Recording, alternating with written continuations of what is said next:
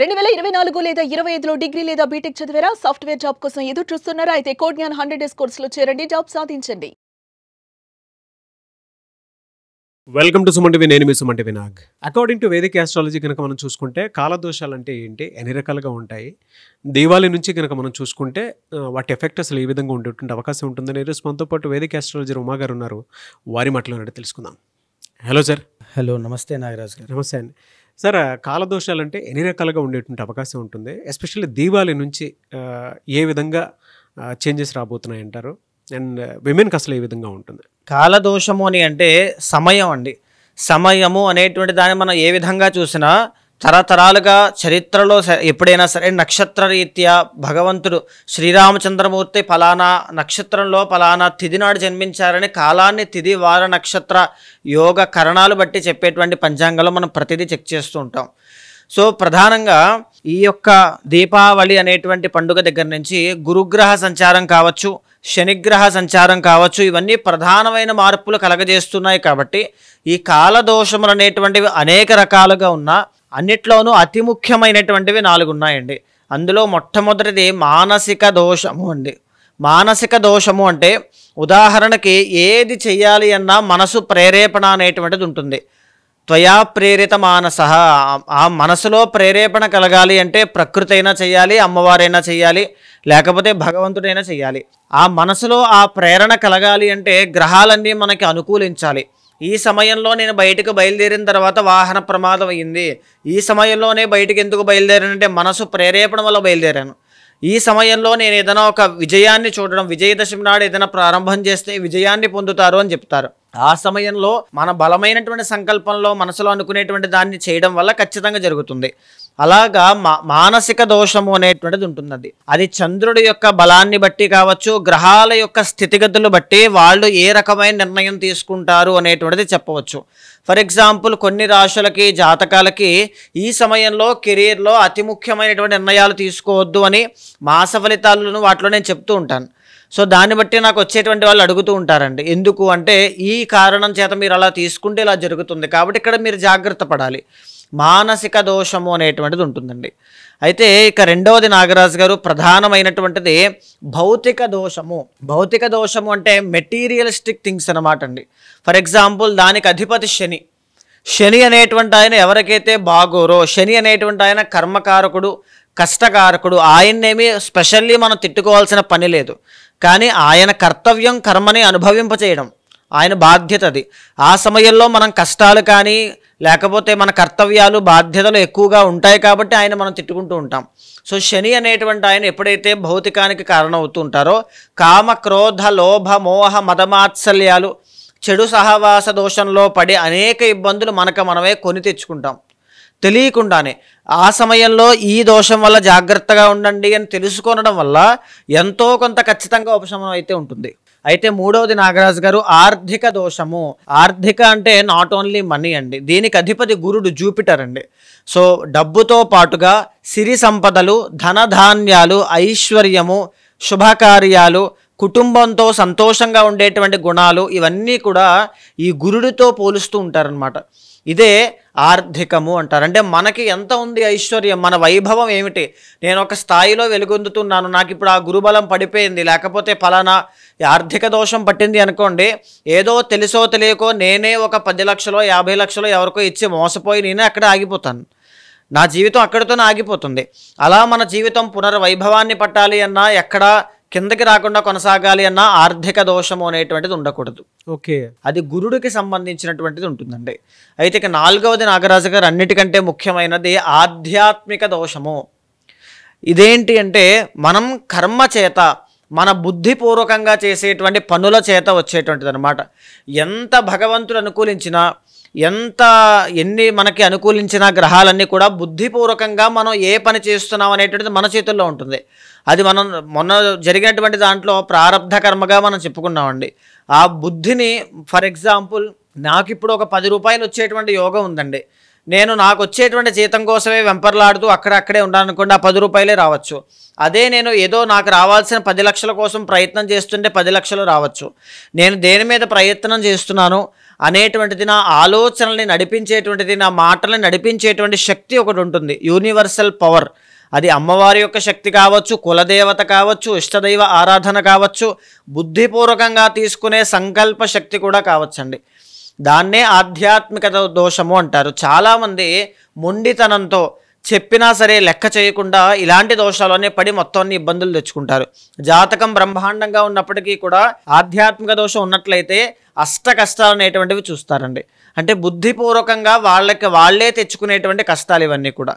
So ఈ 4 ఈ దీపావళి దగ్గర నుంచి ప్రతి రాశి వాళ్ళకి కూడా అనేక విభిన్నమైన మార్పులు రాబోతున్నాయండి. దీని ప్రకారంగా ఎవరెవరు ఏ జాగ్రత్తలు తీసుకుంటే ఎక్కడ ఎలా బాగుంటారనేటువంటిది మనం చూద్దామండి. మీరు చెప్పిన దాని ప్రకారం కనుక మనం చూసుకుంటే ఈ 4గిట్లో ప్రస్తుతం ఉన్న దాని ప్రకారం ఏ దోషం ఉండేటువంటి అవకాశం ఉంటుంది? ఎస్పెషల్లీ మేషరాశి విమెన్కి ఏ విధంగా ఉండేటువంటి అవకాశం ఉంటుందంటారు అసలు? దీపావళి అనేటువంటిది మనం ఒక కాల పరిమాణంగా మనం తీసుకుంటే అండి, అక్కడికి దానికి ముందు గురువు అనేటువంటి ప్లానెట్ మారుతున్నారు. అదేవిధంగా శనిగ్రహము అనేటువంటిది కూడా మారబోతోంది. గురువు అనేటువంటి ఆయన మిథున రాశిలోంచి కర్కాటక రాశిలోకి రావడము, తర్వాత శని అనేటువంటి ఆయన మీన రాశిలోంచి కుంభరాశిలోకి రావడము, ఇది జరుగుతోందండి. దీనివల్ల అనేక రకాలైన మార్పులు కలగబోతున్నాయండి. ఫర్ ఎగ్జాంపుల్, మొట్టమొదటిగా వీళ్ళకు ఉండేటువంటి దోషాల్లో వచ్చేటువంటిది ఆర్థిక దోషం అండి. ఆర్థిక దోషం ఎందుచేత వస్తుంది అంటే, గురువు అనేటువంటి ఆయన బలంగా లేకపోవడం చేత. గురువు అనేటువంటి ఆయన బలంగా లేకపోవడం వల్ల ఏం కలుగుతాయి అంటే, ఆయన 4వ స్థానంలోకి వెళ్ళడం వల్ల డబ్బులన్నీ విపరీతంగా ఖర్చు పెట్టడము. సో మేషరాశి వాళ్ళు ఇక్కడి నుంచి డబ్బులు ఖర్చు పెట్టకుండా జాగ్రత్త పడండి. మీకు విదేశాలు వెళ్ళేటువంటి యోగం ఇక్కడి నుంచి కనబడుతోంది. గురు 4వ స్థానంలోకి వెళ్తే ఇస్తారండి. విదేశాలు కానీ, దూరపు ప్రాంతాలు కానీ, ఈ యొక్క సెటిల్మెంట్ కానీ, ట్రాన్స్ఫర్లు కానీ, ఇలాంటివన్నీ ఇస్తారండి. సో ఈ గురువు అనేటువంటి ఆయన మారుతున్నారు కాబట్టి ఫైనాన్షియల్లీ, ఆర్థిక లావాదేవీల విషయంలో, కెరీర్లో ఎలాంటి ముఖ్యమైన మార్పులు చేయకుండా చాలా జాగ్రత్తగా ముందుకు వెళ్ళాలండి.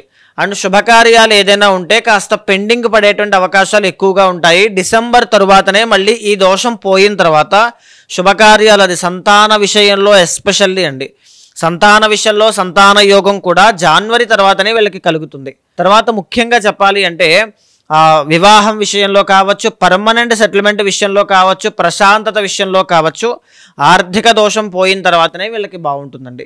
ఇక రెండవది నాగరాజు గారు, వీళ్ళకి మానసిక దోషము అనేటువంటిది ఉందండి. ఎందుకు అని అంటే, ఫర్ ఎగ్జాంపుల్ అక్టోబర్ 17వ తారీఖు దగ్గర నుంచి రవి, బుధ, కుజ అనేటువంటి 3 గ్రహాల యొక్క సంచారము తులారాశిలో జరగడం వల్ల బిజినెస్లో ఎవరైతే ఎస్పెషల్లీ బిజినెస్ లైఫ్లో ఉంటారో వాళ్ళు పార్ట్నర్షిప్లోకి వెళ్ళడం వల్ల పార్ట్నర్షిప్లో నష్టాలు అనేటువంటివి రావడం కానీ, లేకపోతే అనేక రకాల తగువులు, కలహాలు అనేటువంటివి రేకెత్తడం కానీ వచ్చే అవకాశములు, ఆరోగ్య నష్టము అనేటువంటిది కలిగే అవకాశములు, తండ్రికి అనారోగ్య సమస్యలు రావడం వల్ల విపరీతమైన ధన వ్యయం కలిగే అవకాశములు ఎక్కువగా ఉంటాయండి. మరీ ముఖ్యంగా నాగరాజు గారు, సమయానికి ఆహారం తీసుకోలేకపోవడం వల్ల, రవి బలము అనేటువంటిది తగ్గడం వల్ల, పనులన్నీ స్తంభించడం వల్ల, కోర్టు వ్యవహారాలు కానీ, లిటిగేషన్స్ కానీ, లీగల్ ఇష్యూస్లో కానీ ఎవరైతే ఉంటారో వాళ్ళు మరింత జాగ్రత్తగా ఉండాలండి. సో ఇక్కడ ఏంటి అంటే, మీరు ఆవేశంలో నిర్ణయాలు తీసుకోవద్దు. మేషరాశి వాళ్ళకి అధిపతి కుజుడు కాబట్టి చాలా ఫాస్ట్గా కోపము అనేటువంటిది చాలా ఎక్కువగా ఉంటుందండి. ఏదైనా చేస్తే ఆ పౌరుషం కానీ, కోపం కానీ ఎక్కువగా ఉంటాయి. సో వెంటనే రివెంజ్ తీసుకోవాలనుకుంటారు, ఆ ఇవన్నీ ఎక్కువగా ఉంటాయి. సో ఆ విషయంలో చాలా జాగ్రత్తగా ఉండండి. వాహన ప్రమాదాల విషయంలో కూడా చాలా కేర్ఫుల్గా ఉండాలండి. ఇంకొక విషయం నాగరాజు గారు, 6వ స్థానంలో శుక్రుడు నీచ స్థితిలోకి వెళ్ళడం చేత మరీ ముఖ్యంగా శుక్రబలము అనేటువంటిది లేదు. దీని మూలకంగా ఎస్పెషల్లీ మగవాళ్ళకి అయితే marital లైఫ్లో ప్రాబ్లమ్స్ అనేటువంటివి వస్తాయి.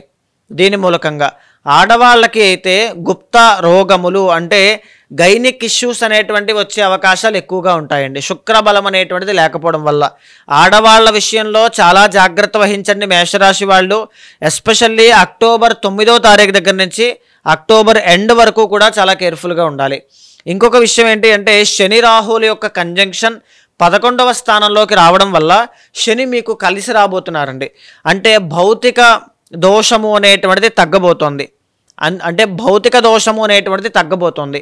దీనివల్ల ఏం జరుగుతుంది అంటే ఏదైనా వస్తువులు మీరు కొనుక్కోవాలి అనుకున్న నూతన వస్తు యోగము కానీ నూతన వాహన యోగము కానీ ఇవన్నీ కూడా కలుగుతాయి. ఎప్పుడు కలుగుతాయి అంటే నవంబర్ మాసం దగ్గర నుంచి మీకు బాగా కలిసి వచ్చేటువంటి యోగం కనబడుతోందండి. ఇదే కాకుండా శని రాహులు ఎప్పుడైతే లాభంలో యోగిస్తున్నారో పలుకుబడి కలిగినటువంటి వ్యక్తుల యొక్క పరిచయం వల్ల లాభసాటిగా కలగడం, ప్రతి వ్యవహారంలోనూ విజయం సాధించడం లాంటివి ఖచ్చితంగా కలుగుతాయండి శని యోగించడం వల్ల. కానీ అదే వ్యక్తుల వల్ల మీకు అపాయం కూడా ఉంటుంది. ఎందుకు అంటే శని రాహుల యొక్క కలయిక విషయోగంతో సమానము. సో ఎవరిని ఎక్కడ పెట్టాలో అక్కడే పెట్టేటువంటి విధంగా చెడు సహవాస దోషము, ఎవరితో మిత్రత్వం చేస్తున్నారు, ఎవరితో ద్వేషపూరితమైన భావంతో వెళ్తున్నారో ఒక్కసారి జాగ్రత్తగా చూసుకుని వెళ్ళడం చాలా ఇంపార్టెంట్ అండి. ఇకపోతే నాగరాజు గారు, ఆధ్యాత్మిక దోషంలో మనం చెప్పుకుంటే కనుక వీళ్ళకి పంచమ స్థానంలో కేతు ఉన్నారు. ఆధ్యాత్మికత వైపు మంచి అడుగులు వేస్తారు. మంత్రసిద్ధి యోగము అనేటువంటిది వీళ్ళకి యాక్టివేట్ అవుతుంది. దైవానుగ్రహము అనేటువంటిది వీళ్ళని ఖచ్చితంగా కాపాడుతుంది మేషరాశి వాళ్ళని. సో ఈ సమయంలో తీసుకోవాల్సిన జాగ్రత్తలు మరీ ముఖ్యంగా ఆడవాళ్ళైతే ఆరోగ్య సమస్యల విషయంలో జాగ్రత్తగా ఉండండి. అనారోగ్య సమస్యల వల్ల డబ్బులు విపరీతంగా ఖర్చు అయ్యేటువంటి యోగములు, తండ్రితో అంటే ఫాదర్తో రిలేషన్ బాండింగ్ అనేటువంటిది తగ్గడం, గొడవలు అనేటువంటివి పెరిగే అవకాశం ఎస్పెషల్లీ భరణీ నక్షత్రం వాళ్ళకి ఎక్కువగా కనబడుతోంది.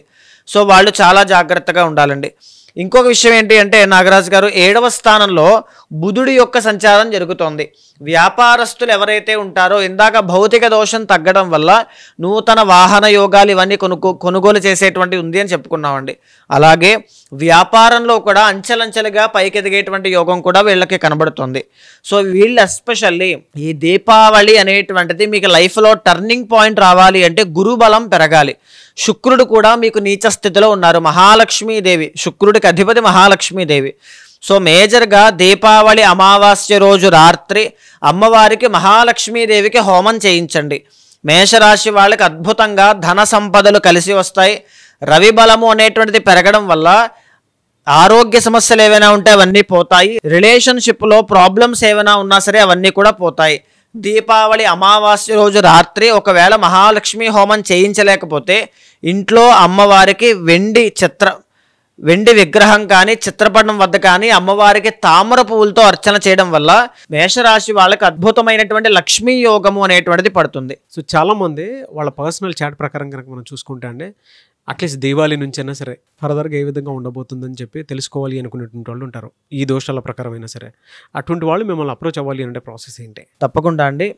ఇప్పుడు మనం మాట్లాడుకునేటువంటివన్నీ కూడా గోచార అంశములండి. కానీ పర్సనల్ చాట్లో చాలా డిఫరెంట్గా వాళ్ళకి ఏదైతే కర్మదోషం నడుస్తోందో, ఏ సమస్యతో వాళ్ళు బాధపడుతున్నారో అది ఎప్పుడు రిలీఫ్ అవుతారు, లేకపోతే ఏం చెయ్యాలి, ఆ బ్లాకేజ్ నుంచి బయటపడాలంటే ఏ దేవత యొక్క అనుగ్రహం కావాలి, ఇలాంటివన్నీ కూడా పర్సనల్ చాట్లో 60% దాంట్లో ఉంటుందండి. సో ఎప్పుడైతే రెండింటినీ సమన్వయం చేస్తూ నిర్ణయాలు తీసుకుంటారో అన్నీ కూడా సఫలీకృతం అవుతాయి. సో అలాంటి వాళ్ళు ఎవరైనా ఉంటే మీకు కింద కనిపించే నెంబర్కి కాల్ చేస్తే మా వాళ్ళు మీకు పూర్తి వివరాలు అందిస్తారు. మీ జాతకాన్ని చూసిన తర్వాత గోచారంతో సమన్వయం చేస్తూ ఏ దోషాలున్నా సరే శాంతి పరిహారములు ఆచరింపచేసి భగవత్ అనుగ్రహం కలిగేలా చేస్తాను. డెఫినెట్గా. Thank you so much Uma గారు. నమస్తే అండి. చూసారు కదండి వీడియో. ఈ వీడియోపై మీ అభిప్రాయాన్ని కమెంట్ బాక్స్లో పోస్ట్ చేయండి. ముఖ్యంగా మీరు కనుక ఎవరున్నా సరే విద్య, ఉద్యోగం, వ్యాపారం, ఆర్థికం లాంటి విషయాల్లో కనుక వేదిక ఆస్ట్రాలజీ త్రూ ముందుకు వెళ్ళాలి అనుకుంటే స్క్రీన్ మీద ఉమా గారి కాంటాక్ట్ నెంబర్ కనిపిస్తుంది. దానికి మీరు కాల్ ఆర్ మెసేజ్ వాట్సాప్ చేసి వెంటనే అపాయింట్మెంట్ బుక్ చేసుకోండి. అండ్ ఈ వీడియోపై మీ అభిప్రాయాన్ని కూడా కామెంట్ బాక్స్లో తెలియచేయండి. ఇలాంటి మరిన్ని వీడియోస్ కోసం మా ఛానల్ ఫాలో అవ్వండి. Thank you.